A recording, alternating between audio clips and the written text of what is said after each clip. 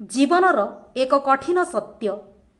ଭଲ କରିଲେ ମଧ୍ୟ ଯଦି ବଦଳରେ କେବଳ ଦୁଃଖ ମିଳେ, ତେବେ ସେହି ସମ୍ପର୍କକୁ ବାରମ୍ବାର ଜୋର କରି ବାନ୍ଧି ରଖନ୍ତୁ ନାହିଁ।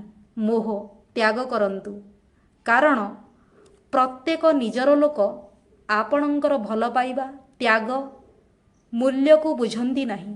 କିଛି ଲୋକ କେବଳ ସେ ପର୍ଯ୍ୟନ୍ତ ଆପଣାର ହୋଇ ରୁହନ୍ତି ଯେ ପର୍ଯ୍ୟନ୍ତ ସେମାନଙ୍କର ସ୍ୱାର୍ଥ ପୂରଣ ହେଉଥାଏ। ଆଉ ଯେତେବେଳେ ସେମାନଙ୍କର ସ୍ୱାର୍ଥ ଶେଷ ହୋଇଯାଏ, ସେମାନେ ଆପଣଙ୍କର ଭଲ ପାଇବା, ତ୍ୟାଗ, ଏପରିକି ଆପଣଙ୍କର ଅସ୍ତିତ୍ୱକୁ ମଧ୍ୟ ଭୁଲିଯାଆନ୍ତି। ତେଣୁ ସବୁବେଳେ ନିଜର ସମ୍ମାନକୁ ବଞ୍ଚାଇ ରଖନ୍ତୁ।